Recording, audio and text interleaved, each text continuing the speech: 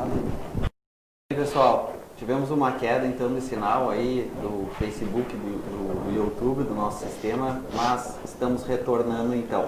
Vamos começar novamente aí desde o início para nós colocar ordem aí nas coisas. Bem, nós hoje vamos falar sobre integração lavoura-pecuária. Nossos convidados são o Ivonei Librelotto, ele que é produtor rural, e também o Giovanni Faé, que é supervisor de transferência de tecnologia da Embrapa Trigo. Boa noite, senhores, é um prazer tê-los conosco aqui para debater esse assunto que é tão importante e tão motivador. Assim. Eu que estive conhecendo a propriedade lá, Ivonei, de perto, a gente percebe o trabalho que você desenvolve lá e a sustentabilidade que você tem no teu negócio. Quando a gente fala em sustentabilidade, muitas vezes as pessoas pensam que sustentabilidade é ligada ao meio ambiente, mas não, sustentabilidade é ligada ao negócio também. Você permanecer no teu negócio, permanecer com o teu negócio rentável, e essa foi a ideia que eu tive lá do teu empreendimento agropecuário lá. Seja bem-vindo. Obrigado, Leonardo. Boa noite a todos. Na verdade é bem desafiador desenvolver agropecuária no norte do estado do Rio Grande do Sul, porque no nosso sistema integrado, se nós vamos pensar na nossa região, tem uma disputa muito grande por áreas para agricultura. Então, se nós pensar, Leonardo, que a nossa fazenda está inserida num eixo que o campeão SESB de produtividade do ano retrasado estava em Sarandi, a área. Do ano passado em Erval Seco. Esse ano, 2 quilômetros da nossa propriedade foi quem ganhou o desafio SESB de produtividade. Então, tu tem que ser muito eficiente em fazer a integração da lavoura-pecuária, desenvolver pecuária de corte e competir com áreas de lavoura de soja, por exemplo, que digamos assim, é o astro-rei do agronegócio, é onde que muitos percebem dessa forma. A gente gosta de falar de sistema integrado como uma atividade que vai agregar ainda mais. Nós já tivemos ponto da propriedade que colheu mais de 100 sacos de soja por hectare, sem prejuízo nenhum da lavoura e agregando muito para a pecuária. E nós vamos falar de todas as vantagens desse sistema. E o Giovanni Faé, aí, da Embrapa Trigo, que também estava presente lá, já conhece, acompanha o nosso trabalho, vai poder falar de uma forma com muito mais propriedade com relação a isso, então, em termos técnicos e mais voltado ao desenvolvimento científico, então, a pesquisa científica. Giovanni, então, me fala um pouco como é desenvolvido o trabalho por vocês lá, o trabalho que tu desenvolve, né, dentro da Embrapa. Obrigado, boa noite, Léo. Essa live acho que é sensacional em termos de passar algumas mensagens-chave desse sistema que é sustentável para o meio ambiente e para a família, né, Librelotto lá. A gente trabalha na Embrapa Trigo com foco em rentabilidade do produtor, né, sempre pensando em alternativas genéticas ou de manejo ou desse sistema. A integração lavoura-pecuária, ela é uma excelente alternativa para a gente buscar sinergias, né, não olhar uma cultura isoladamente, mas olhar o todo, onde a gente consegue, e eu acho que a gente vai ter bastante tempo para discutir isso aqui, Leonardo, usando o exemplo real de um produtor referência que está investindo e colhendo os frutos do negócio. E acho que, Ivonei, tu tens uma característica muito importante que gera teu resultado, que é essa questão de gestão e inovação, família, né? Pensa o sistema, mas também pensa nas pessoas que estão lá, isso faz toda a diferença. Acho que a gente pode passar mensagens muito importantes aí, né, para quem estiver nos ouvindo essa noite. Tá certo. Então, para nós darmos início, Ivonei, gostaria que tu falasse um pouco como é que foi o início deste desenvolvimento do trabalho de integração lavoura-pecuária que tu fizeste lá na tua propriedade. Na verdade, Leonardo, a agricultura e a pecuária faz parte da nossa família, né? Sempre teve no meu sangue. No início a gente não morava na propriedade, uns 15 anos para cá, 17 anos aproximadamente, a gente está morando lá. E aí tu começa a perceber alguns gargalos, tu tá tentando uma melhoria contínua, sempre em busca de resultados melhores, e aí chega um ponto que você foge um pouco dessa busca de bater recorde de produtividade e tu começa a se voltar para a relação custo-benefício. É mais lucrativo eu eu produzir 1.000 quilos de carne por hectare ano e me sobrar 100, ou eu produzir 300 e me sobrar 150. Então, dentro dessa lógica, eu acho que é o mote dessa nossa conversa aqui, é conseguir ter um sistema equilibrado, conseguir ter renda o ano todo. Tem casos extraordinários aí de se colher 80, 90, 100 sacos de soja no verão, e aí você tem uma empresa que trabalha 5 meses por ano, e 7 meses fica comendo disso ou tentando estruturar para esses 5 meses. Então, eu gosto de usar muito o exemplo de uma cadeira, dificilmente ela se equilibra com 2 pernas só. No nosso sistema, nós produzimos trigo de duplo propósito, que serve para pastejo e para grão, nós produzimos a carne, no nosso caso, nós podemos fazer terminação de novilhos, nós podemos vender genética animal e nós podemos produzir novilhos de alta qualidade, terneiros de alta qualidade, para quem quer confinar. E mais a soja e mais o milho compondo o sistema, com pastagens de inverno e de verão, pastos sobre semeaduras. Então, o Leonardo teve lá, né, Leonardo, você conseguiu acompanhar, era um período assim meio que de transição, mas a propriedade recebe muitos visitantes durante o ano, justamente para desmistificar essa questão e perceber de como é fácil desenvolver o sistema integrado. É evidente que nós, com 15, 20 anos de experiência, é a história de quem nunca escovou os dentes. Vou usar um exemplo bem simples, parece estranho, daqui a pouco você está 3, 4, 5 vezes por dia e acha isso normal. Então, para nós, é muito fácil fazer. E aí, com o acompanhamento da pesquisa, a Embrapa Trigo foi fundamental aí, primeiro pelo material, o BRS Tarumã, o pastoreio, outros materiais, essa informação sobre qual é a composição da pastagem, o que eu posso fazer nesse mix de forrageira, o que eu posso agregar mais, essa melhoria, o que está acontecendo com o solo. O Giovanni é doutor em solos, pode falar sobre isso, mas a gente vai discorrer sobre isso. Então, é tudo muito interessante. Eu falo disso não só como um modo de vida. O trabalho que a gente desenvolve, ele tem que ser aprazível, mas tem que ser lucrativo. Toda atividade econômica, toda atividade que nós desenvolvemos, ela tem que ter um retorno econômico. O Giovanni trabalha numa empresa pública, né, mas é muito consciente disso. O Giovanni usa muito essa palavra, né, Giovanni? Vou jogar a peteca para ti, você está investindo o teu dinheiro. E é você que sabe aonde que dói, aonde que o calo aperta, e a gente está sempre se assessorando de vocês, por quê? Porque é um contraponto, nós precisamos disso. E nós precisamos de uma empresa que seja isenta. A gente recebe muita assessoria, consultoria, mas de empresas comerciais, e não desmerecendo, nós temos bons técnicos e agrônomos que fazem isso, mas muitas vezes também dependem disso para viver. Então, a Embrapa Trigo, a Universidade de Santa Maria, até mesmo a Emater, que nos acompanha lá eventualmente, eu considero o contraponto. As empresas públicas, elas são fundamentais para que haja um equilíbrio no agronegócio. Giovanni, a gente tem muitas vezes que quebrar um paradigma, né, de que a pecuária não combina com outras atividades que muitas vezes, atividades que hoje são, digamos que mais rentáveis, mais atrativas, né, olhando isoladamente, né, como por exemplo a soja, compactação e outras questões entram como argumento para dizer, não, integração lavoura-pecuária não funciona, né?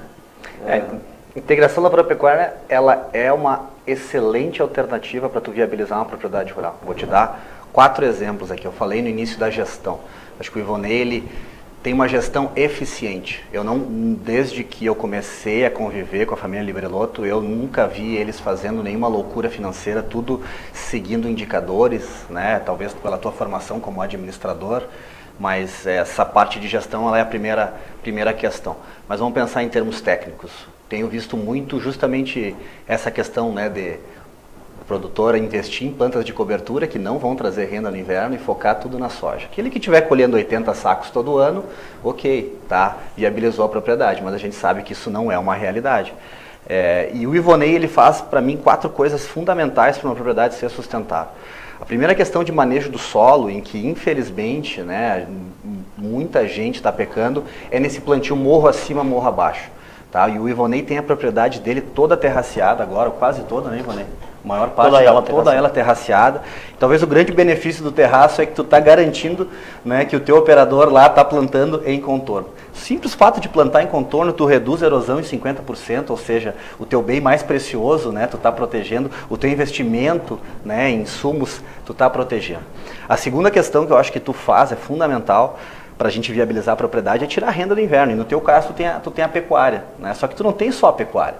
Tu faz a pecuária, né? Tu tira o gado, a carne e depois colhe o trigo, deixando esse solo coberto. Muita gente que está na integração lavoura-pecuária acaba deixando o solo descoberto com uma aveia ou azevém e indo para a cultura de verão já perdendo um pouco do potencial. Esse teu trigo que tu está tirando, tu viabiliza, né, o sistema mais conservacionista também. E uma outra questão que eu acho importante comentar também, que faz parte do sistema, o Ivonei, ele planta milho, ele tem rotação com milho. E não é um milho normal, tu trabalha com milho varietal. Isso, para mim, é inovação. Isso é seguir indicador, é seguir fazer um manejo eficiente e agronômico. Né? Tu tem o risco minimizado, né? E tu mesmo com a produtividade mais baixa, tu consegue viabilizar. E a última questão de sistema, eu estou puxando para a questão técnica, mas eu gostaria que tu falasse um pouco, Ivonei, se a gente vai ter tempo para falar isoladamente de cada um desses pontos, é que ele não tem o solo descoberto, Leonardo. Se a gente for lá, ele está sempre colhendo, semeando, né? E acho que tu comentaste das plantas ali, te viabilizam isso aí. Eu vejo que o trigo de duplo propósito é uma excelente ferramenta. Imediatamente após a colheita, eu já estou semeando, né? E eu fiz um vídeo essas semanas atrás, comentando, né, do potencial de ganho quando a gente converte um cereal de inverno como o trigo em produto animal, no caso o leite. E naquela ocasião o preço do leite estava 1,4, agora a gente já está em 1,7. E eu provei, né, considerando taxas de eficiência, e alguns colegas, não, tu acha que tu exagerou um pouco. Se eu seguir o que o Dr. Fontanelli me fala, eu fui até conservador em termos dessas taxas de conversão. E eu provei, transformando a biomassa, o pasto e o grão do trigo posteriormente em leite, que a gente tem condições de colher mais bruto, né, renda bruta, R$10 mil por hectare no inverno, né? E se eu converter isso para soja, a gente vai estar falando aí numa produtividade que raramente a gente consegue na propriedade. Tu consegue ter isso no verão com carne, seria legal se tu pudesse comentar um pouco. E ainda tem naquela área que a gente visitou e fez a avaliação, né? Então ele está obtendo renda, mas ao mesmo tempo esse sistema está melhorando o solo dele, protegendo o recurso que ele tem, que é o bem mais precioso, que é a terra ali, e potencializando a cultura de verão em termos de produtividade, né? Então acho que essas características fazem a propriedade dele realmente única, e é por isso que ele recebe tanta gente, tanto ano, né? Todos os anos para aprender com a família Librelotto. Certo. Lá na tua região, Ivonei, tem muitos produtores que trabalham com a pecuária junto com a lavoura também, ou você fica um pouco isolado nesse sentido? Na verdade, a gente é meio alienígena lá, em pecuária de corte. Pecuária de leite tem bastante. O pessoal desenvolve pecuária de leite. Nos últimos tempos, freestyle e composto barn está entrando bastante, principalmente os produtores de maior porte. Mas pecuária de corte mesmo são raros os exemplos. E aí você vê muito modelos copiados de países de clima temperado, que quem resolve de entrar, Ivonei, de tanto eu ouvi falar de integração lavoura-pecuária, de pecuária, resolvi de engordar uns boi lá. Mas como é que você fez? Eu peguei um galpão lá que eu não ocupava, e daí eu resolvi de confinar os boi, fiz silagem de milho, eu peguei dieta de alto grão, e eu não sou contra nenhuma ferramenta. Mas começou a complicar o sistema, que daqui a pouco depende de muita infraestrutura, e já diminui a liquidez, e aí ele já começa a entrar numa ciranda de não sabe para quem vender, não sabe onde comprar um terneiro de qualidade, e aí acaba comprando às vezes ou um terneiro não tão bom, ou pagando muito caro e tentando que o frigorífico vai compensar essa compra mal feita. E aí logo já para. Por quê? Porque começa a complicar uma coisa que a princípio é simples. A nossa ideia lá como propriedade é sempre desenvolver um trabalho que nos dê lucro e que possa ser replicado. Vocês mesmos estiveram lá várias vezes, e a gente recebe muitas visitas e conta essa história de uma maneira simples. O mais incrível, Leonardo, que o grande gargalo disso que a gente está falando, é que se eu for falar com um produtor rural que já está fazendo integração lavoura-pecuária, e na região, num raio um pouco mais longe, tem vários exemplos, e para eles é uma situação comum de dizer, engordei boi e estou colhendo mais na minha lavoura de milho, na minha lavoura de soja, na minha lavoura de trigo, está produzindo mais com menos praga, com menos dor de cabeça, de uma forma mais simples. Então, esses 15 anos aí que a gente trabalha mais intenso, mais os últimos 12 anos, foram nos dando uma bagagem, a gente foi aprendendo muito com outras pessoas. Eu costumo dizer que a Fazenda Libreloto é uma cópia de muita gente, é um plágio de muitas pessoas que nos ajudaram, e sempre com esse enfoque que o Giovanni tão bem falou, qualidade de vida, não simplesmente um modo de vida que vai me levar para a ruína, não, é um modo de vida que você tem um lugar legal, um lugar aprazível, um lugar bonito para você viver, onde você tem o açude, tem o cavalo, tem a sombra, tem a pracinha, tem o campinho de futebol pequenininho para levar a criançada, brincar. E aí não desmerecendo as lavouras, não, claro que não, eu tenho uma paixão por fazer milho, por fazer soja, o Giovanni falou muito bem com relação aos milhos varietais. E onde que está o grande trunfo, Leonardo, dos milhos varietais? É que nós chegamos hoje, nada contra as empresas, todo mundo tem que ganhar, mas de gastar mais de R$1.000 por hectare em semente. E aí você pega um varietal com menos de R$100, ou máximo R$100, são 10% disso. E são materiais que têm um potencial aí de chegar a 10, 12 toneladas. Tu não vai colher numa situação, assim, extraordinariamente, embaixo de um pivô, até pode acontecer, mas o que acontece? Eu plantei milhos híbridos a vida inteira, e aí me sobrava 30 sacos, 50 sacos, daqui a pouco eu planto um varietal. Esse ano nós tivemos uma seca horrível, assim mesmo, com 60 e poucos sacos por hectare, eu não tive prejuízo, ainda me sobrou lá mais de R$1.500 por hectare e uma resteva para mim largar os animais e ainda agregar aí mais 100 kg de carne, que dá lá seus R$700, R$800. Então, Leonardo, de novo, falando de uma forma descomplicada, esses materiais estão aí ao alcance da mão. Para que você vai dividir um lucro com alguém se você não precisa dividir? Outra questão também, todo mundo, o que você pensa quando você vai no açougue? Eu quero uma carne macia, eu quero uma carne saborosa. E tem todo um processo para que isso aconteça. E nós, nos últimos tempos, a gente também tem se preocupado de produzir um novilho com qualidade, de produzir um terneiro que realmente, se nós tivermos que fazer uma terminação, que ele atinja aqueles índices que o frigorífico quer, que o cliente está esperando, maciez, sabor, nada contra os sistemas confinados, mas é uma prisão, aquele animal está ali de certa forma, ele está se estressando. Por quê? Porque tem um número grande de animais juntos e tudo mais. E o confinamento por um curto período é uma excelente ferramenta, mas eu tenho exemplos de amigos que daqui a um pouco pegam o terneiro no desmame e depois fica 1 ano e meio, 2 anos tratando desse animal. Que custo tem essa carne? Que sabor tem essa carne no final? E aí a integração lavoura-pecuária, ela encaixa de uma forma, e nós poderíamos ter vamos dizer assim, para agregar muito mais, vários Ivonês, várias fazendas de Libreloto, produzindo cada uma parte dos bezerros e alguém se especializando na terminação ou talvez com bonificação com frigorífico ou até um abatedouro local. Então, por que a nossa carne chega cara muitas vezes? Porque o Ivonei tem que mandar para Santa Maria para depois ela voltar no meu prato. Isso encarece. Então, se nós encurtar esse espaço, que nós consiga que esse animal seja abatido mais próximo, menos estresse da viagem, mais sabor na carne e mais barato na nossa mesa. Então, a nossa busca é por retorno econômico, por eficiência, sim, aproveitando oportunidades do mercado, que sempre tem, e aí você tem que ter uma loja que está produzindo sempre. Tu não é um oportunista do negócio. Então, hoje você pensar em lavoura, tu não é um lavoureiro de final de semana, você tem que pensar nela o ano inteiro, planejar o ano inteiro.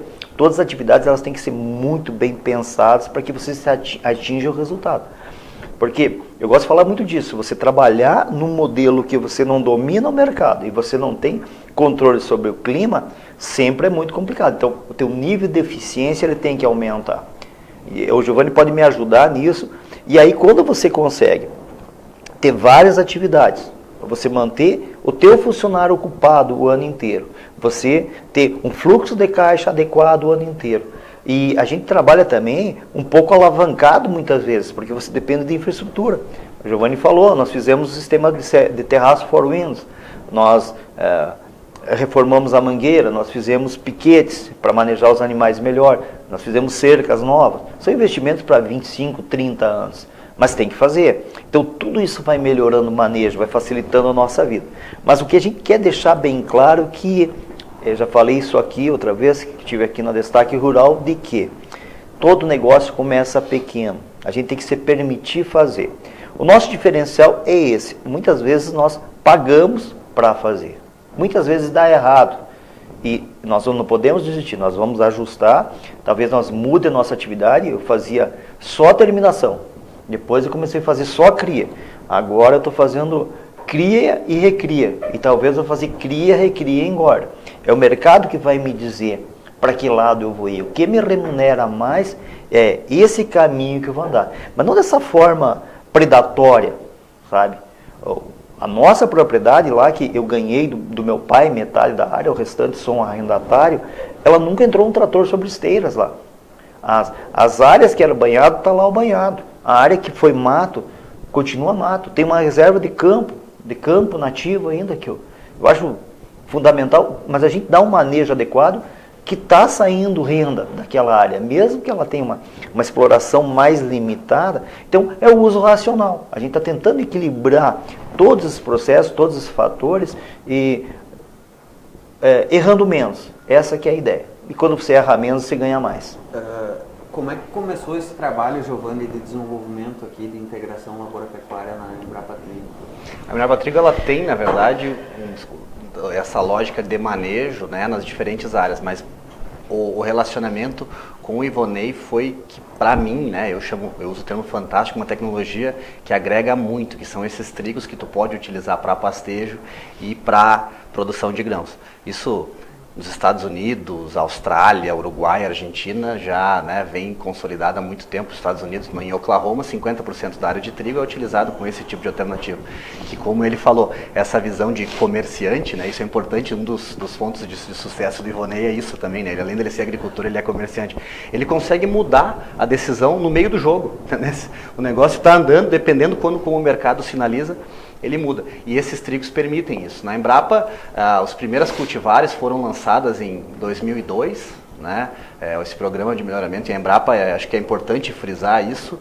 Existem outros trigos que são utilizados para alimentação animal. Na verdade, qualquer um pode ser utilizado para alimentação animal, mas buscando, selecionando com cruzamento, selecionando materiais com ciclo vegetativo mais longo para proporcionar, né, ou essa cobertura antecipada ou essa extensão do período de pastejo e depois com uma produtividade de grãos satisfatória, só a Embrapa faz. E o Tarumã está aí há 15 anos, né, Ivonei? E acho que tu fala muito bem, né? Revolucionou minha propriedade, porque realmente revolucionou. Ele não está fazendo como a maioria dos produtores, jogando todo o custo fixo numa cultura rentável. Ele está jogando em 4.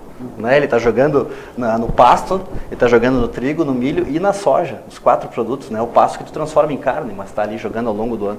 Isso aí, para nós, né, como Embrapa, é fundamental o produtor ter esse tipo de oportunidade. Né? E a gente está cada vez mais refinando isso aí, se parou um tempo de trabalhar com isso, agora se retomou, para viabilizar esse tipo de sistema diversificado, integrado, que traz sustentabilidade, tanto para proteger o meio ambiente, com várias características. Né? A gente tem as imagens, eu acho que do solo dele é importante a gente discutir, porque, né, ele está mantendo, né, o solo fértil, né, em todos os sentidos, biologicamente, quimicamente, fisicamente, num sistema onde muita gente entende que eu não vou colocar animais na minha propriedade, como tu falaste no início, né, porque eu vou estar trazendo um prejuízo para o solo, e muito pelo contrário, o que a gente enxerga é que esse tipo de sistema, ele traz essa sinergia, né, ele traz vários benefícios, e os indicadores produtivos dos produtores que estão trabalhando, quando bem manejado, né, quando trabalhado num sistema mais eficiente ou racional, os resultados são sensacionais. E a Embrapa tem cada vez mais buscando alternativa. Né? Eu estou falando do trigo, mas agora a gente está, por exemplo, com uma nova alternativa de trigo para lançar agora para o ano que vem, buscando cevadas para trabalhar para alimentação animal. Hoje a cevada no Rio Grande do Sul é utilizada para malte, né? E o mundo inteiro trabalha com cevada como forragem, ou para silagem, né? Ou para um alimento até pela precocidade, mas pela qualidade, maior conversão, né? Triticale é uma excelente alternativa pensando em custo também e resultado, né? Qualquer uma dessas alternativas de inverno, eu acho que o produtor que trabalha com isso e pensa em produzir um alimento barato, se a gente for falar do leite, aí 60% é alimentação do custo, né?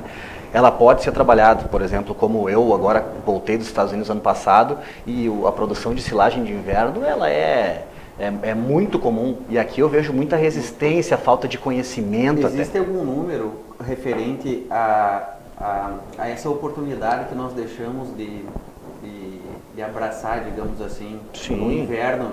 Nós temos 5 milhões, quase 6 milhões de hectares de soja plantado, né, no verão, mais 700, 800 de milho. Aí você, para o inverno, cai para 700, 800, agora cresceu um pouco, 800 hectares de trigo no inverno. Existem regiões que têm pecuária, mas qual a oportunidade que nós estamos perdendo por não ter uma atividade econômica no inverno? Existe algum estudo disso? Não, mas isso é visto, né? Num ano de frustração de safra como esse, eu acho que esse foi o motivador da gente ir visitar e ter a propriedade do Ivonei como modelo, né? De um produtor que mesmo num ano de seca está ganhando dinheiro, né? Quando muita gente está aí se endividando cada vez mais, isso está acontecendo. Eu não tenho essa estatística agora de cabeça, né? Mas assim, o que te responde é isso, menos de 20% da área agricultável no verão é utilizada no inverno com culturas com esses cereais. Né? A gente está cada vez mais, e eu sou totalmente a favor de plantas de cobertura, eu trabalho para sistemas mais eficientes e produtivos, buscando cada vez mais produzir mais, mas daí, como o Ivonei diz, eu não quero ser campeão de produtividade, certo? Eu quero ganhar dinheiro, E esse tipo de cereal, quando a gente pensa só em 20%, vamos pensar que a gente pode dobrar, tá? Eu vou dobrar, só que o Estado, por uma questão de logística, uma questão política, econômica até, a gente não tem como colocar esse trigo para a indústria. Então, se a gente dobrasse de área, por exemplo, certo? Nossa demanda aqui... Sim, o trigo não... Então, para onde é que vai esse trigo? Certo? Uma das alternativas, a gente pode exportar, existem iniciativas muito grandes aí, a Embrapa, FECOAGRO e outras instituições, né, buscando isso, e é uma excelente alternativa. Eu acho que o Estado tem que fomentar cada vez mais. Mas eu acho que tem que olhar um pouco como Santa Catarina está fazendo. Santa Catarina está com incentivo, né, ao uso não só de cereais de inverno como trigo para alimentação animal, porque eles estão no risco. De onde é que está vindo esse milho dele? Está vindo lá do Centro-Oeste. Para buscar outras alternativas, eu estava vendo ontem, essa semana passada, o pessoal buscando não só o trigo milheto, desenvolver materiais de milheto, mas vamos pensar o tarumã, eu nem sei se o Ivonei sabe disso. Ele está produzindo um volumoso proteico, tá? Onde ele está, quanto é que tu tem de ganho de peso naquelas áreas lá? Mais ou menos? Mais de 1 quilo por animal, né? 5, 6 animais por hectare. E esse tarumã, o grão dele... Desculpa, repete por favor, que eu não entendi. Leonardo, ajudando no que você falou, o questionamento que o Giovanni é assim, estima-se que o Rio Grande do Sul tem em torno de 4 milhões de hectares subutilizados no inverno. Então, praticamente sem renda no inverno. Simplesmente, ou plantas de cobertura, ou um azevém, que nem diz o professor Paulo Carvalho, às vezes vem ralo ali, vem de uma forma... e aí vem os problemas, né? Nem vamos entrar nessa ciranda das ervas daninhas, da buva, do amargoso e tudo mais, que depois dá uma dor de cabeça na hora da dessecação e do plantio da lavoura de verão. Então a gente é muito fácil alcançar, o que eu estou falando aqui qualquer produtor pode fazer. No inverno, de 300 a 500 quilos de carne por hectare, tu pode fazer com pastagens de inverno aí bem... Ou 3 mil litros de leite. Ou 3 a 5 mil litros de leite poderia conseguir. Então nós vamos trazer para números agora. Se eu falar de 500 quilos de carne e for um terneiro de uma genética boa, nós estamos falando de 4 a 5 mil reais por hectare. Nós estamos falando hoje de 40 a 50 sacas de soja. Então, para quem está disputando área, para quem paga arrendamento de 20, 25 sacas de soja por hectare, já saiu, o arrendamento já está pago no inverno, na pior das hipóteses, trazendo para a nossa realidade prática. Então, se torna muito interessante essa alternativa. Por quê? Funcionário, quando ele é muito difícil, você tem uma empresa aqui, né, a revista Destaque Rural, mas vamos trazer para o teu cotidiano, Leonardo, você trabalhar 5 meses por ano, e toda a tua energia, todo o teu conhecimento focado em 5 meses para a tua revista, para o teu trabalho. Isso fica muito difícil, porque há um descompasso muito grande. Como é que isso vai funcionar em outras atividades? Talvez se você trabalhe na praia e tem um boteco para vender camarão na beira do mar, né, vai funcionar bem no verão e depois tu vai complementar com... Mas no caso da atividade agropecuária, você tem que estar presente o ano inteiro, porque senão você produz uma época e você gasta na outra época. O que acontece hoje no Rio Grande do Sul é que realmente a gente está muito dependente de uma cultura só, que ela é uma cultura muito importante e que o que nós temos que deixar bem claro aqui, que fazer integração lavoura-pecuária não traz prejuízo nenhum para as lavouras do verão, só agrega. Eu vou chamar o vídeo ali, mas antes eu só queria dizer para quem nos está assistindo para participar, convidar para participar dessa discussão, desse bate-papo através aqui das redes sociais, mandando sua mensagem, sua pergunta aqui aos nossos participantes hoje. E também gostaria de fazer um pedido para que você compartilhe esse vídeo aí na no Facebook, ou se você está assistindo no YouTube também, envie aí para os seus grupos do WhatsApp e compartilhe no seu Facebook também, para que nos ajude a alcançar mais pessoas com esse nosso programa. Deixa eu só fechar meu raciocínio, que aquela outra pergunta é importante, eu acho que é legal. O grão do tarumã tem 17% de proteína, certo? Os trigos normais variam aí de 10 a 14, na média de 12. E hoje, quando a gente fala trigo ração, o que te remete? A um trigo de baixa qualidade, sim, certo? E não é isso. O que falta para nós, como Estado, é criar identidade, certo? Então, tu está produzindo um alimento, gerando renda no inverno, tu não vai buscar toda a área agricultável, né? Mas tu vai transformar pelo menos 30%, que seja 40% dessa área, buscando outras alternativas em áreas rentáveis. Acho que isso é importante. Baratear menos farelo de soja na ração, tem que criar essa identidade. Está faltando essa organização nossa, eu acho, para a gente conseguir viabilizar, né, mais áreas de... De novo, Leonardo, entrando nessa lógica de que eu mando um produto nobre para algum lugar porque eu quero me livrar dele e depois eu pago o frete de volta e transfiro um lucro. Então, quando você está gerando solução dentro da propriedade, seja em forragem, seja em grão de qualidade, igual o Giovanni está falando, automaticamente você está deixando mais lucro dentro da propriedade. Por que você vai deixar escapar alguma coisa nobre que você já tem ali? E menos risco para a indústria também, é esse aí que eu quero chegar. Perfeito, perfeito. Esse teu ponto de vista aí, ele consegue fechar o sistema, na verdade. Essa que é a lógica do sistema integrado. É você não deixar escapar oportunidades e não deixar escapar o produto nobre que você produziu ali. E tu não vai deixar de investir na planta de cobertura, porque tu vai ter que fazer aquela rotação, né, para melhorar o teu solo. Isso é importante, tratar como lavoura também essas áreas de cobertura.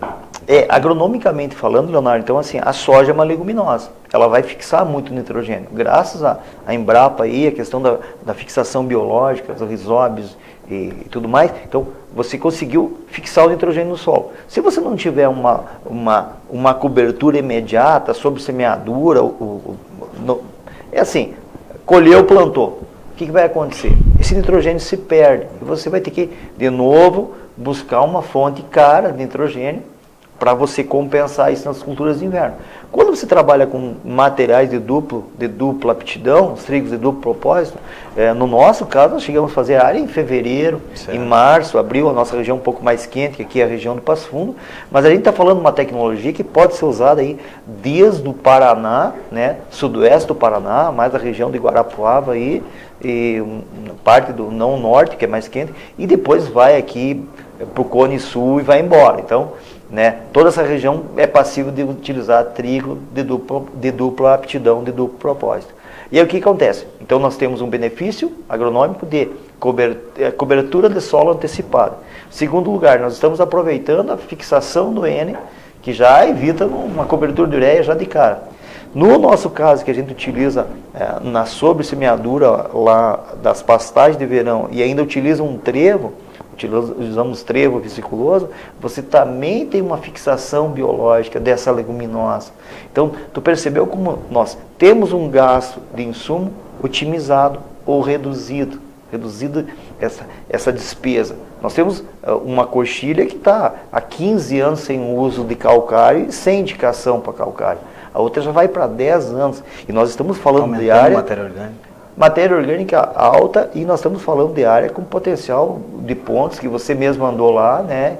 Depois a gente vai ver aí o Giovanni dando uma aula aí de como está esse solo, falando alguma coisa sobre isso, mas você esteve em cima de um local que já produziu mais de 100 sacos de soja por hectare, não empilhando tecnologia, simplesmente com esses atributos que o solo tem que ter. Certo, vamos lá então. Por favor, roda então esse vídeo aí, o Giovanni falando sobre sobre a questão do solo lá na propriedade do Ivonei.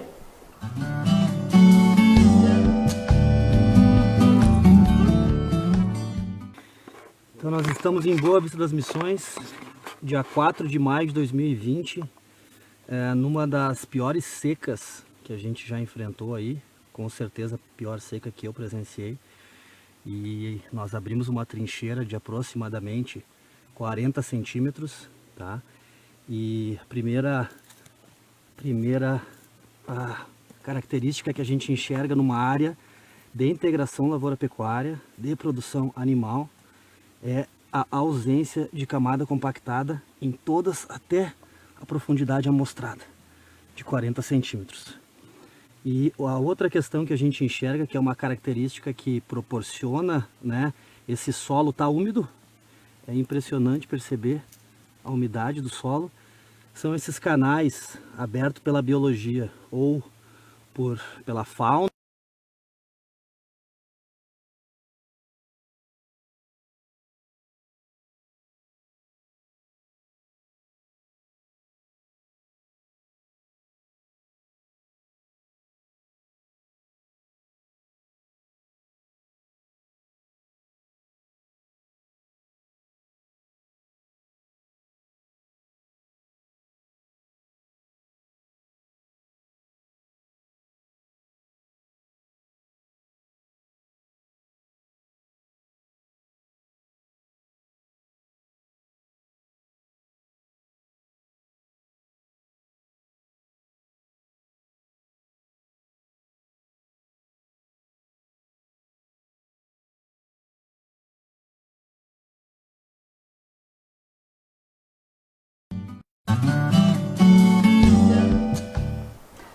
Então, Giovanni, me chamou bastante a atenção essa falta de compactação no solo, mas também essa técnica do colheu, plantou, né? Que você destaca ali no teu vídeo. Queria que tu falasse um pouco sobre isso. Antes de eu falar sobre isso, vamos pensar em termos de produtividade. A gente pensa em, né, ser campeão de produtividade, quais são os indicadores. Eu, né, nos meus trabalhos, sempre busco entender quais são os fatores promotores de rendimento. Eu acho que aquilo ali que a gente está vendo é um grande fator de promotor de rendimento, e eu vou explicar isso aí. Eu estou falando muito no vídeo na questão de raiz, tá?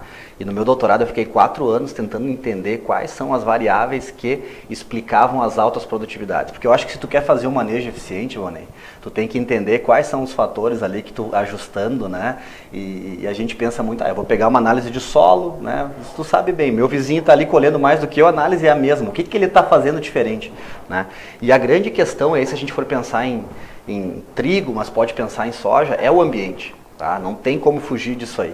O ambiente, eu posso fazer o melhor manejo num ano ruim, a produtividade ela pode ser pior do que o pior manejo num ano bom, né? Então aquela equação da fotossíntese, né? Como é que transformar gás carbônico, água e luz em carboidrato e oxigênio, ela é hoje a equação mais importante. A gente não estaria aqui se não fosse ela, e tem que entender muito bem isso aí, porque as grandes variáveis que explicavam, pelo menos no meu trabalho, e eu posso citar outros em trigo, eu estava trabalhando com soja na ocasião, é justamente isso: radiação solar, luminosidade, né? Água, temperatura no trigo. Então anos com temperaturas mais baixas ou com maior luminosidade, anos mais secos, são os anos mais produtivos, né?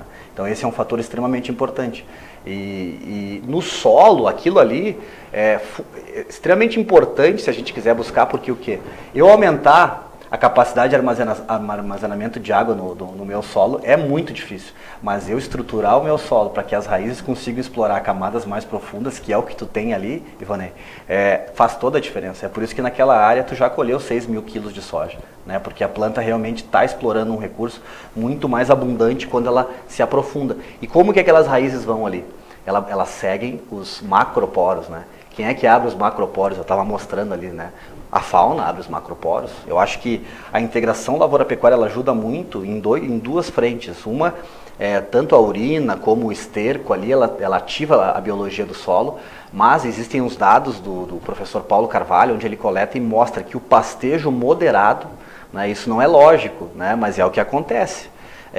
Ele estimula tanto a biomassa aérea, ou seja, né, como folha, como raiz. Então eu tenho mais raiz em áreas pastejadas do que não pastejadas. E aquela raiz, aquele arado biológico faz toda a diferença. Porque o que ele faz? Ele cria canais permanentes para trocar tanto água como ar.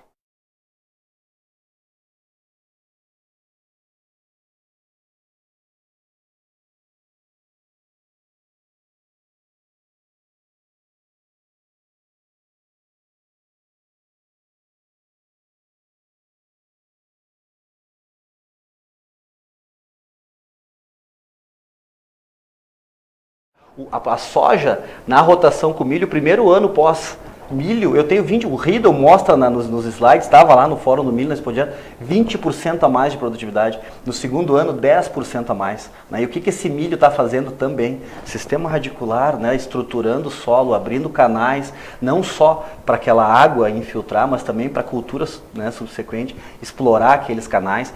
E a integração lavoura-pecuária tem muita coisa para entender ainda, eu acho, desse sistema. Por que tu está produzindo mais por ter um sistema desse? Mas passa também por isso, né? Essa parte da diversificação aí, se eu for olhar a qualidade do solo, do sistema radicular das plantas que estão ali.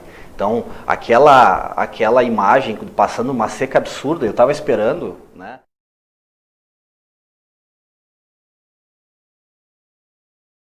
No solo inteiro, né, a gente encontrou até onde a gente abriu o buraco, raízes ali, né, que estavam explorando os recursos naturais. E o segredo para altas produtividades é muito isso, eu consegui entender o meu ambiente ali e explorar ao máximo, né, captura dos recursos, mas também a eficiência de transformação desse recurso para produzir o meu alimento, no caso. Ivonei, a questão é a população de gado também, que é implementada naquela área também, né? Existe um certo limite também para você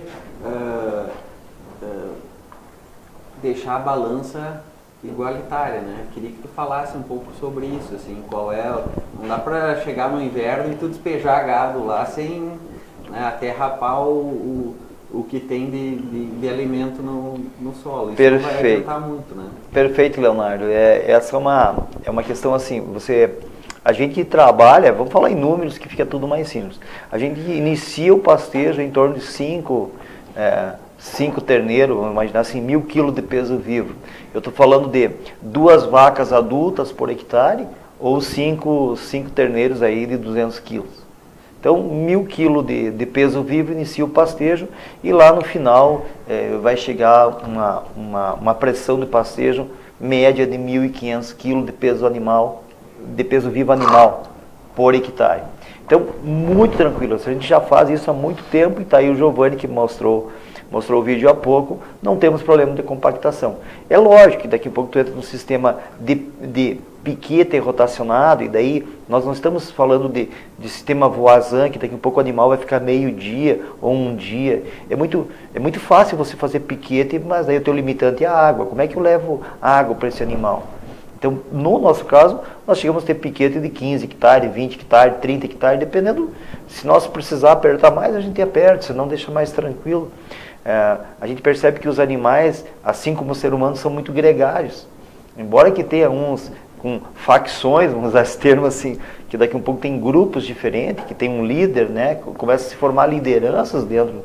Quando tem 150, 200 animais, você percebe, quando são menos, não percebe tanto. Então tem hábitos diferentes e tudo isso aí. Mas, de novo, falando de uma forma simples, né? Inicia-se, às vezes erra-se muito por isso. O produtor, ele erra e ele pensa assim, não, mas eu posso botar 5 animais, mas esses animais estão ganhando 1 quilo por dia. Se passar 100 dias, ele tem 5 animais, ele já tem mais 500 quilos, ele já tem um animal a mais por hectare, mais um animal adulto equivalente. E aí a planta tem uma curva de oferta, ela inicia ofertando pouca forragem, daqui a um pouco ela cresce e daqui a pouco essa curva começa a descer. Então esse time é importante. Quando nós falamos de sistema integrado, integração lavoura-pecuária, parece que nós estamos... eu sou um alienígena em Boa Vista das Missões, porque tem poucos produtores que desenvolvem, né? Tem outros também, mas poucos. Mas se nós pensar a nível do Rio Grande do Sul, a nível do Brasil, é o sistema que mais cresce.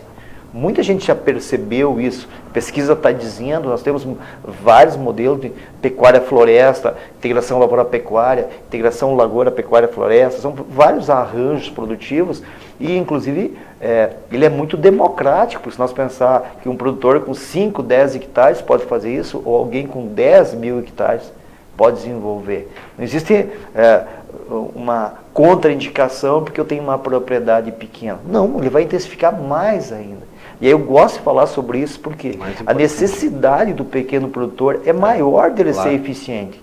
Mas ele vai ter uma particularidade, ele vai ofertar um produto mais próximo do que ele põe na mesa dele. O que o mercado hoje quer?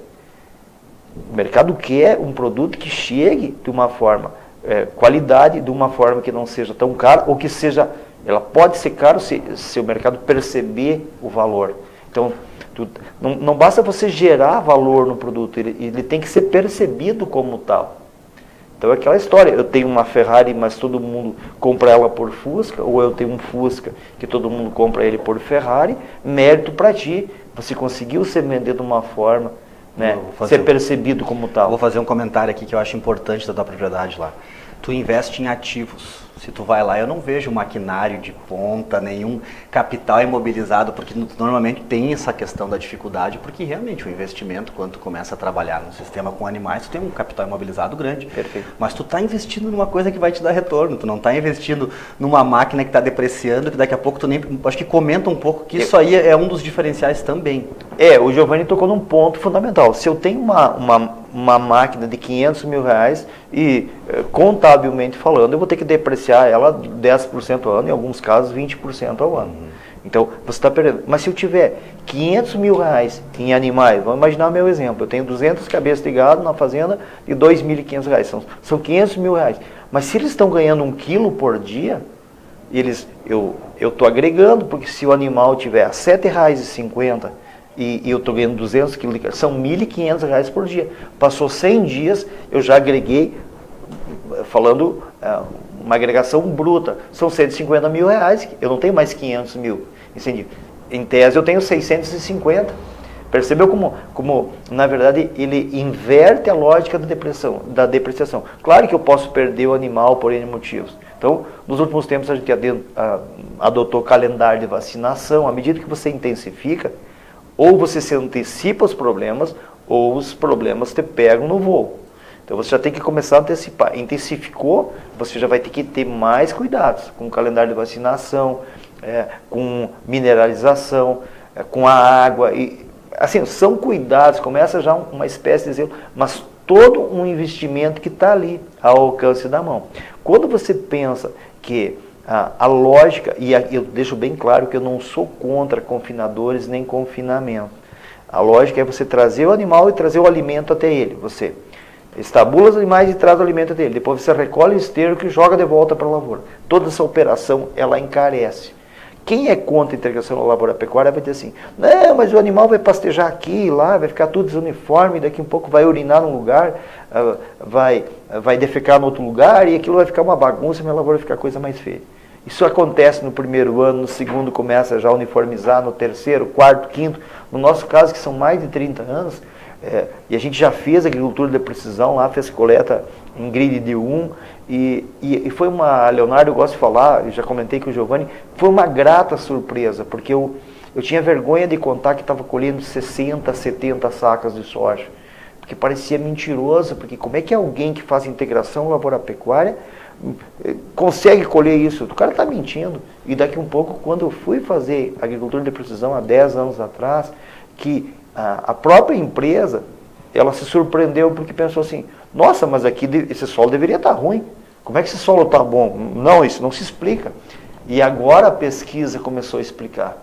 Então nós temos aí a Embrapa, o Dr. Renato Fontanelli, o Ibanor Anguinoni, o professor Paulo Carvalho e outros tantos, que são Giovanni Faé e tantos outros propagadores desse modelo, desse sistema, e agora está sendo, como é que é assim, desnudando um sistema rico, e que nem o Giovanni muito bem falou, nós temos muito que aprender, e nós temos muito que explorar desse sistema. Então, eu gosto de falar isso assim, onde que a gente vai parar com isso? Qual é o limite disso?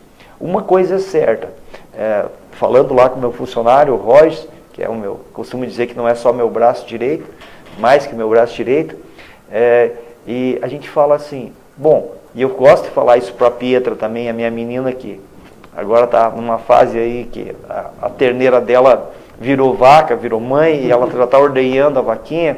Minha esposa está fazendo um queijo de vez em quando, coisa que nunca fez. Então é tão legal isso, tu poderia ir no mercado e comprar, né? Mas saber que esse alimento saiu no animal que tem carinho por trás, né? Que tem zelo por ele, tem um gosto diferente. Então a gente começa a distinguir. Mas Leonardo, essa vai se aposentar lá. Então a gente começa a separar o valor do preço, né? Então assim, isso é valor, né? O preço é aquela coisa, né? Quanto me custou isso? Então é dentro dessa lógica de rentabilidade descomplicada, simples. O que o consumidor quer lá na mesa? Ele quer que esse leite que eu estou falando que a Pietra ordenhou uma vaca chegue lá no café da manhã, entendeu? É dentro dessa lógica que a gente trabalha. Você vem melhorando a qualidade genética do teu rebanho lá, né? Quanto tempo faz que tu começou a desenvolver esse trabalho e tu percebeu, e quando que tu percebeu da importância de fazer de desenvolver essa melhoria? Sabe que, Leonardo, a gente fez um trabalho com a Universidade de Santa Maria, uns testes de ganho de peso lá, umas validações. E aí os animais ganharam, em 3 validações eles ganharam mais de 1,5 kg por dia. Então foi um critério científico, realmente foi assim. Nós aprendemos muito com isso, porque teve o jejum de X horas, e daí tinha todo o cuidado, né? E muitos alunos da zootecnia acompanhando esse trabalho. E foi muito interessante porque os animais eram Hereford, sangue Hereford. Então, quando esquentava, eles estavam ganhando assim, 1,7 kg, sabe? E daí dava um calorão no meio do inverno. E, nossa, agora vai dar 2 kg por dia. E aí caía para 1 kg, 1,2 kg. Daí, tem ganho compensatório, tem isso, tem aquilo. Daqui a pouco dava um friozão, era frio, era chuvarada e tal. Meu Deus, se com o sol os animais estavam ganhando 1,1 kg, 1,2 kg, agora vai cair para 700 gramas. 1.800, 1.900 naquela pesagem. Por que isso? Os animais estavam adaptados ao frio. O sangue europeu. Então, nós não imaginava isso. Quando nós achávamos que ia dar uma coisa, dava outra, completamente diferente. Mas no final, assim, resumo 3 validações que nós fizemos. Agradeço ao professor João Pedro Velho, aí, que coordenou o trabalho, o professor Paulo também, que era de solos, e vários alunos se formaram em função desse trabalho também, de que em 3 a diferença foi 50 gramas. Foi 1,510 kg, o mínimo 1,560 kg, alguma coisa assim, 50 gramas de diferença. Quer dizer, olha o potencial desse trigo, 3 animais por hectare, 1,5 kg por dia, né? Diretão 45 dias, 3 pesagens. Então, depois, mas o que aconteceu com o solo? Né? O que aconteceu com o solo? Isso, nossa, mas o solo, não aconteceu nada daquilo que a gente achava que ia dar tudo errado, pegou chuvarada, deu geada, sabe? Tudo aquilo, e nós medindo aquilo ali, e aí medindo forragem, e gaiolas de vedação da pastagem. Então foi um aprendizado assim. Investimento em genética vegetal e animal que dá resultado. E também você trabalha com informação, né? Então quanta informação se gerou a partir disso. Então nós estamos falando assim, que a semente foi um trigo do propósito. O divisor de águas foi o BRS Tarumã. E agora saber que a pesquisa está a pleno vapor a partir desse trabalho, tem material novo chegando. Onde que isso vai parar? Quantos alunos vão se formar? Quantos vão se formar e vão voltar para a casa do pai e vão assumir a propriedade? Ou vão ver a pecuária como uma boa fonte de renda? Ou vão pensar assim, bom, mas se a agricultura é bom, a pecuária Hoje nós estamos pensando em lavoura de pasto, já se falou, nós estamos falando de pecuária de precisão. Mas e se eu unir esses dois mundos que a princípio parece distante, mas na verdade a integração lavoura-pecuária tem mais de 10 mil anos, não é uma coisa nova. Porque nos primórdios dos tempos, os animais sempre tiveram presente na agricultura, eles se cruzaram e se perdem na história. E aqui o exemplo de integração lavoura-pecuária que nós estamos trazendo é porque o Ivonei pratica isso, né? E esse tema que nós trouxemos, né?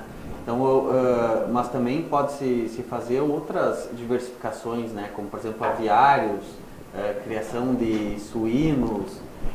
Hoje se cria tilápia, né? No Paraná, lá a Cevale desenvolve um trabalho muito bom lá com os produtores integrados lá, tanto com frango quanto tilápia, exporta isso, né?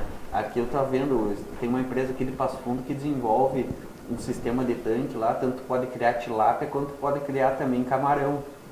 Então são possibilidades que tem mercado, mas que precisa chegar até o produtor, principalmente o pequeno e o médio produtor, para que ele agregue valor à sua atividade, né, Giovanni? Eu vou fazer um parênteses aqui, até legal que o Ivonei também deu o comentário dele, mas quando eu faço essa conta transformando trigo em leite, certo? Eu poderia ir além, né?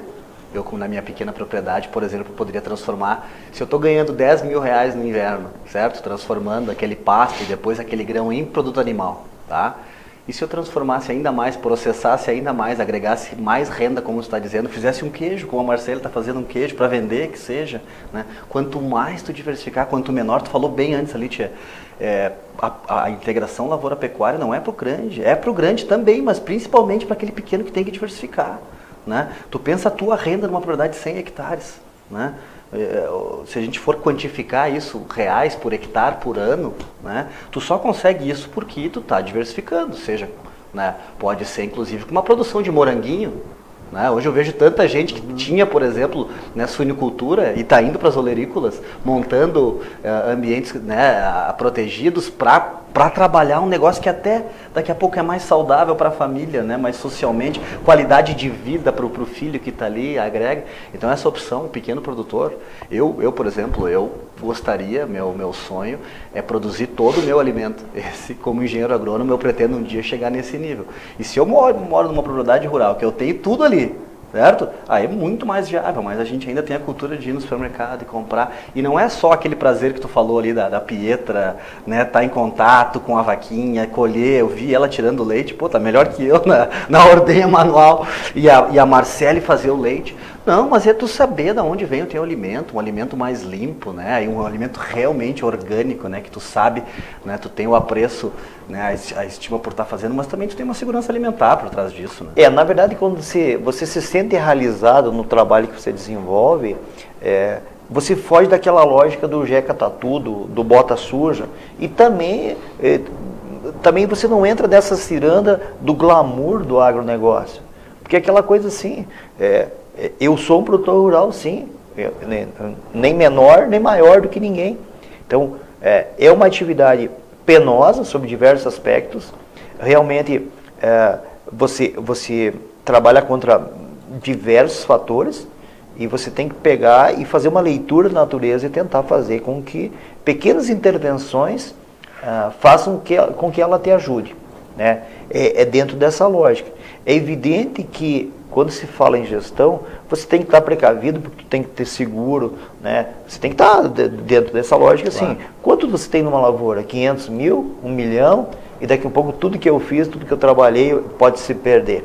Então, também tem que estar precavido com relação a isso. Por quê? Porque as intempéries podem vir, a gente tem N exemplos aí, e daqui a pouco você não tem uma estrutura emocional legal, quando vê, acaba perdendo todo o negócio da família, ou até mesmo... a gente vê casos de produtoras, e aí o Badinho faz até uma sátira, vou vender fora tudo isso aí. Quer dizer, como é que um filho vai querer ficar lá se o pai está todo dia, vou vender fora tudo? Então, foge completamente disso. Ou eu vou engolir tudo e comprar a terra do vizinho, ou eu vou, tá indo bem, eu compro a terra do vizinho. Eu olho para a terra do vizinho e engula. Tá indo mal, eu vou vender fora tudo, que nem diz o Badinho. Não, foge disso. Você é um profissional que vai ter altos e baixos, né? Durante os anos de atividade. Mas o legal disso tudo, quando eu gosto de falar de sistema integrado, é que, comentava isso com o Giovanni lá na Embrapa, eu olho para o meu negócio, se o Leonardo me questionar, como é que vai ser o teu negócio daqui 5 anos? Eu vou ter resposta para ti. Talvez tenha uma margem de erro grande. Como é que vai ser daqui 10 anos? Vai aumentar essa margem de erro. Mas eu consigo visualizar. Eu brinco com a Petra e eu tenho um trato com ela. Porque eu sempre falo para a Petra assim, se em 10 anos a gente saiu de nenhum animal para mais de 200 animais, o que a gente vai fazer nos próximos 10 anos? Sim. Qual é o limite, qual é que é o equilíbrio? E aí entra na tua pergunta, Leonardo. Qual é que é o equilíbrio? Você tem estrutura? Não, a gente vai descobrir isso junto, né, Giovanni? De que o ideal para essa propriedade é 200, é 300, é 400, qual é que é a lógica, qual é que é o limite para que esse solo poroso que você mostrou no vídeo, ele continue daquela forma e continue melhorando. E aí, descomplique-se a sustentabilidade, porque é um termo, sustentabilidade. O que é sustentabilidade? É você produzir de uma forma que você retire menos do que você repõe. Basicamente é isso. Você não é um garimpeiro que você está ali sacando tudo que tem. Simplesmente você tem que retirar a tua parte e deixar no mínimo igual. No mínimo. E uma atividade que seja rentável e que te mantenha no negócio. Ela tem que ser rentável, ela tem que ter mantido no negócio, mas você tem que deixar esse solo cada vez melhor. Sim. Essa é uma obrigação tua como um profissional do agronegócio.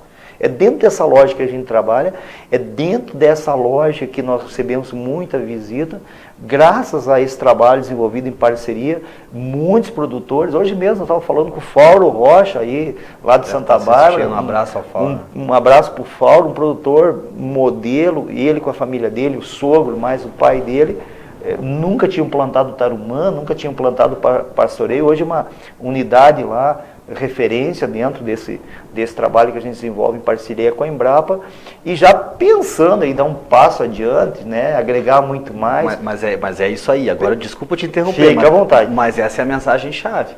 O que tu fez? Tu falou no início lá que tu te considera quase um alienígena, né, na tua região.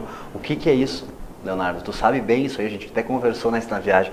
Tu não seguiu o efeito manada, tu fez diferente. E acho que o produtor tem que se dar conta disso aí, que ele tem o poder de tomar a decisão, né, e mudar o rumo da propriedade dele, certo? Tu tem que estar disposto, tu tem que ser um pouco inovador, tu tem que ter um apetite ao risco também, né? Mas tu tem que tentar, e o Fauro está fazendo cada vez mais isso aí. Tu falou muito bem, né, essas alternativas no início, tu mudou quando tu começou a trabalhar com a terra do teu pai, ali, todas as mudanças que viabilizaram várias outras para tu chegar nesse investimento em pecuária, né, que a gente viu os teus animais ali, sempre propriedade, sempre, além do capricho que vocês têm, mas sempre melhorando, né, investindo, e isso aí é por pensar diferente, O produtor tem que se viabilizar, essa aqui é a questão. As alternativas estão aí. Eu fico surpreso como com o sistema de integração lavoura-pecuária, que ele é tão benéfico para o produtor, ele na verdade, por mais que esteja crescendo e cresceu muito, ele ainda é muito pouco utilizado perto do potencial de ganho que ele traz para o produtor. É muito pouco, Ivonei.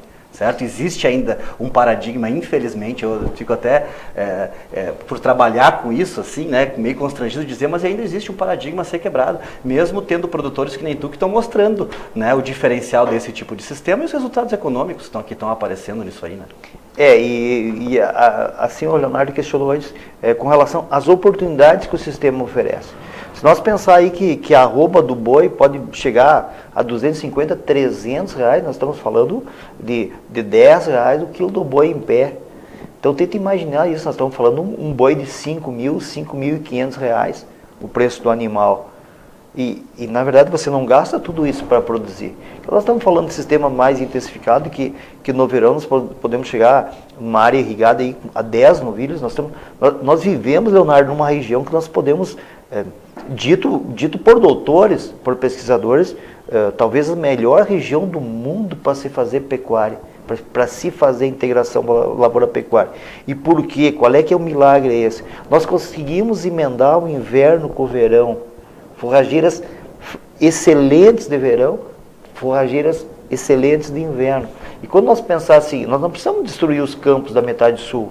Nós podemos fazer passo sobre passo, nós podemos fazer sobre semeadura, nós podemos fazer pecuária de precisão, nós podemos vender a nossa genética. O que está acontecendo na prática hoje? Nós estamos carregando novilha em pé e daqui a pouco nós estamos mandando embora para São Paulo, depois vem o dianteiro de boi Nelore, ou cruzado para nós fazer o nosso, ou costela para nós fazer o nosso churrasco de domingo. Eu não estou desfazendo esse tipo de carne, mas o Rio Grande do Sul ele não é autossuficiente na nossa costela do churrasco de domingo. A nossa oferta de gado, 80% da oferta de gado no Sul, ela se resume a 4 meses. 80% se oferta em 4 meses. Depois, 8 meses só se oferta 20% do gado. E o que eu estou falando sobre isso? Oportunidade. O frigorífico não quer um produtor sazonal. O frigorífico quer alguém que produza. Aí tu vê cooperativas tipo a Cotripal de Panambi, já com produtores integrados, já produzindo novilho que eles querem, com uma boutique de carne, com uma marca Cotripal já reconhecida.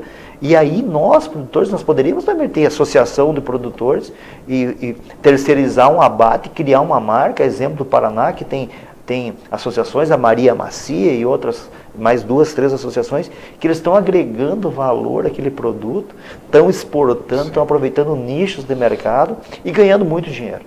E descomplicando. Então, o Giovanni falou muito bem, se propondo a fazer, se permitindo errar, mas errar de uma forma calculada, porque vai acabar sendo um aprendizado, né? Toda vez que a gente erra, fazendo a gente aprende, corrige a rota e segue adiante. Então, de novo, nós estamos falando de diversas oportunidades. Outra questão, hoje um arrendamento pecuário é muito barato. Se você comparar que um arrendamento para soja aí custa R$2.000, R$2.500, R$3.000 por hectare ano, em certos casos, quando você pega o arrendamento pecuário, chega a ser 15%, 20% mais barato que isso. É evidente que se nós produzir 90 kg de carne, que é o que a pecuária tradicional, 90 kg de carne, peso vivo ano, que é o que a pecuária tradicional do Rio Grande do Sul produz. Agora, você bota do lado alguém produzindo 800, 1.000, nós temos tecnologia, nós temos hoje capacidade de chegar a 2.500, 3.000 quilos de carne por hectare ano. Onde é que essa conta vai parar, Leonardo? Se o boi for a R$10, alguém que está produzindo 2.000 quilos de carne, nós estamos falando de R$20.000 por hectare ou 200 sacas de soja. Já percebeu o limite que isso, onde que está o limite disso? E as perspectivas é que não vai mais existir carne barata, né? Que é só aumentar o valor da carne. Né? Você percebeu que ultimamente nós temos diversos cortes. E você chega, você não compra mais aquele boi inteiro lá. Você chega, tem um corte para tu... Boutique mesmo. Boutique. O consumidor, ele na verdade, ele quer praticidade. A carne ser macia e saborosa hoje é a mesma coisa que você vender semente e dizer, mas a minha semente germina. O nome já diz semente. Isso já é intrínseco. Querer dizer que isso tem mais valor? Não. Em hipótese alguma, eu aceito uma semente que não tem uma germinação alta ou um vigor alto. Já está nesse nível, né? Faz tempo. E a carne também está chegando a esse ponto. Por que eu vou para o frango, vou para a carne suína? Porque daqui a um pouco eu fui lá e quebrei o dente, porque aquela carne não deu para comer. Então, já vai ter que estar intrínseco. Né? Tu come um pouco com o olho. E aí, é esse mercado que nós temos que atender. Nós não podemos ficar de patinho feio nesse negócio. É dentro dessa lógica que a gente trabalha. Nós temos tecnologia, agora eu não me recordo o nome do professor da UFRGS, a gente fez um giro para conhecer a pecuária lá de São Paulo e uma parte da região ali de Minas Gerais, e lá eles criam 90% pecuária Nelore, né? 90% dos bois que eles abatem são bois inteiros, né? Eles não castram lá, não tem essa... como nós aqui de castrar o boi. Eles desenvolveram lá o boi 777, hoje que já tem uma capacidade de gordura um pouco mais na carcaça, né? Para que ela, na hora do resfriamento, essa gordura proteja e a fibra da carne não endureça, né? Mas esse professor da UFRGS que foi lá, ele trabalha com ultrassonografia, então ele adianta em 3 a 4 anos a avaliação daquele boi. Isso foi lá em Minas Gerais, na agropecuária Casa Branca, onde eles fazem adaptação de raças europeias para o clima tropical. Então eles têm Angus, têm Brahman e tem algumas outras raças que agora eu não me lembro, mas trabalham com o objetivo de carne de qualidade.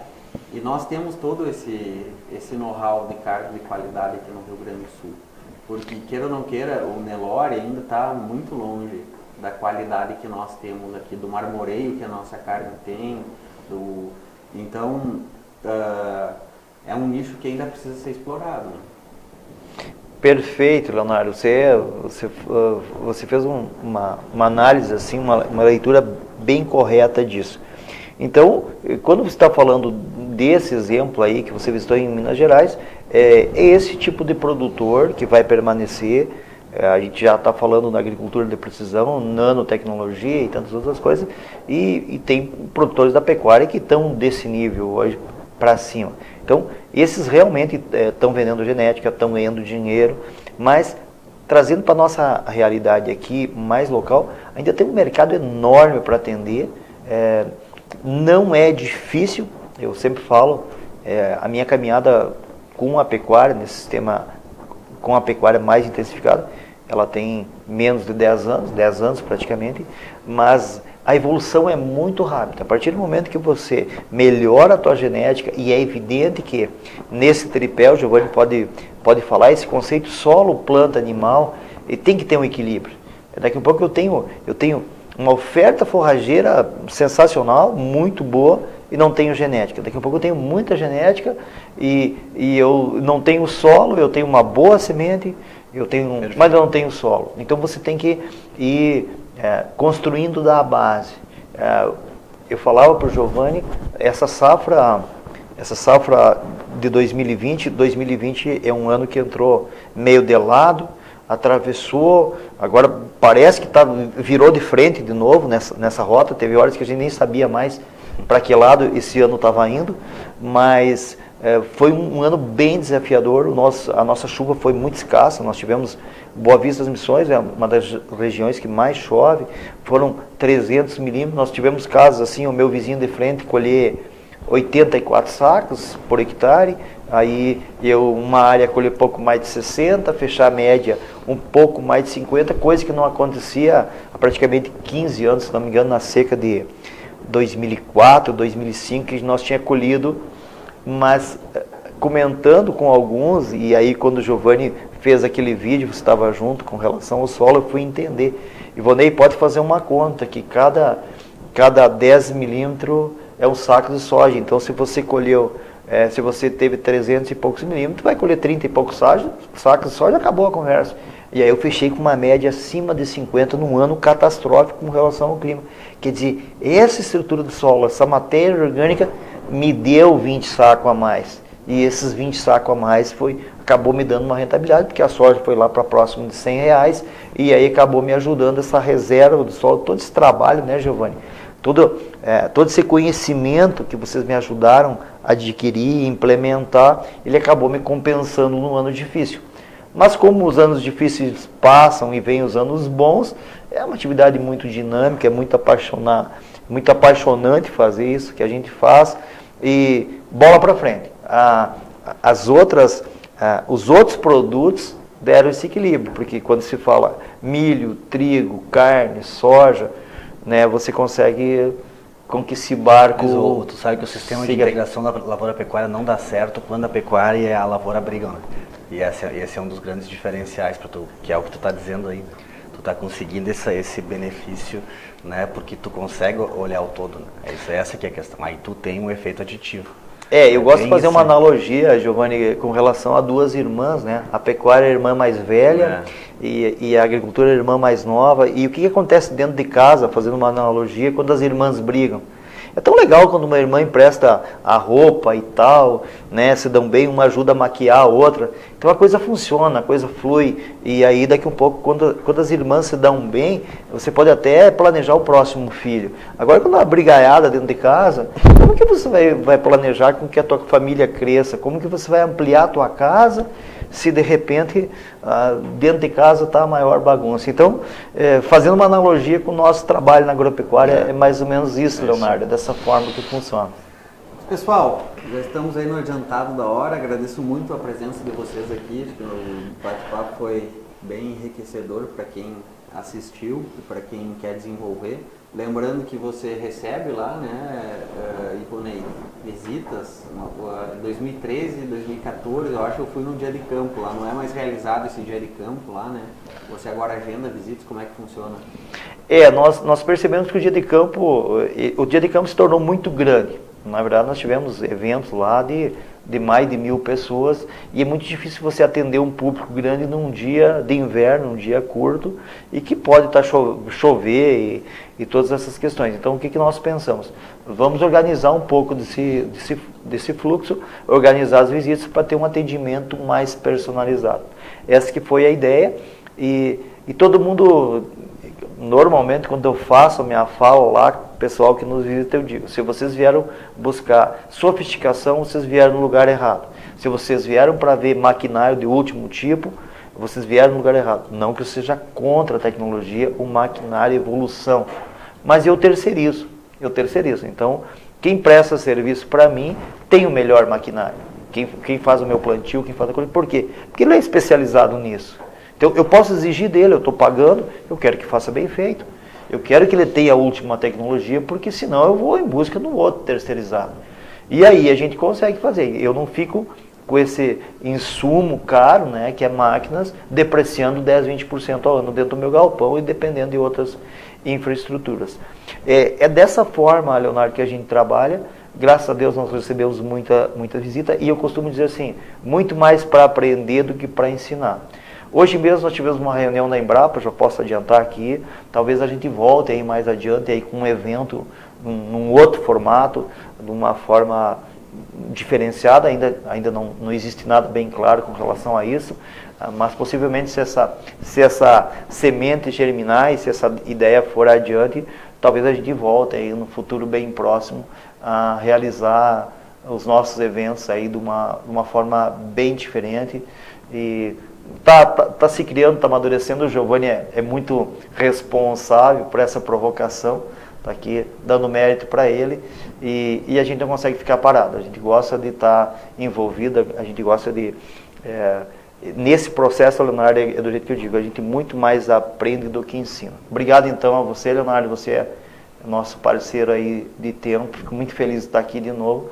Tomara que essa live tenha agregado e quem quiser saber mais sobre o sistema, está aí em Embrapa Trigo, Giovanni Fael na Embrapa Trigo, nós lá da Fazenda Libreloto vamos ter o maior prazer de receber vocês, mesmo aqueles que já nos conhecem, eu posso dizer assim que nos últimos 3 anos, desde o último dia da última edição, a 10ª edição do Dia de Campo, muita coisa mudou lá, muita coisa evoluiu e nós estamos à disposição para receber vocês. Obrigado então. Giovanni, obrigado pela tua participação e foi um prazer recebê-lo aí. Eu que agradeço. Conosco. Não, eu que agradeço. Eu gosto justamente disso aqui, de trabalhar quando o produtor, que é aquilo que eu sempre falo, que está colocando dinheiro, está passando a mensagem. E é o que o Ivonei fez aqui. Mas todas essas tecnologias que viabilizaram o sistema dele aí, quem tiver interesse, né, quase como o exemplo do Fauro, que está seguindo, eu acho, né, muito desses passos. E a gente comentou aqui, fez vários comentários aqui. Então, assim, quem tiver interesse de avaliar não só a BRS Tarumã, como outros trigos de duplo propósito, ou esse varietal mesmo, né, Ivonei? Eu acho que isso é uma oportunidade para mais gente, BRS Planalto, né?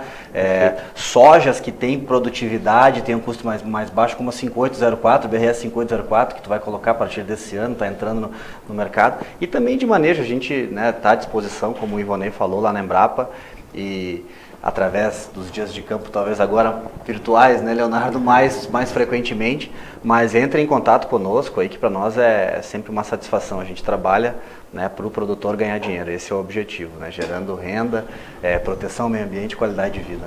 Obrigado, muito obrigado. Ivonei, como que é o nome da tua filha? É a Pietra.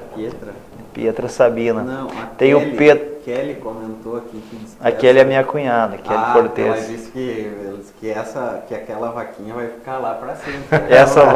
Ela vai ficar de patrimônio. Eu já estava pensando em fazer um churrasco. Não. Talvez o filho, o neto dela já pode pensar. Pode pensar assim. Então. Novamente, muito obrigado. Então, obrigado a você que nos acompanhou essa noite aí. Foi um prazer tê-los conosco e até a próxima.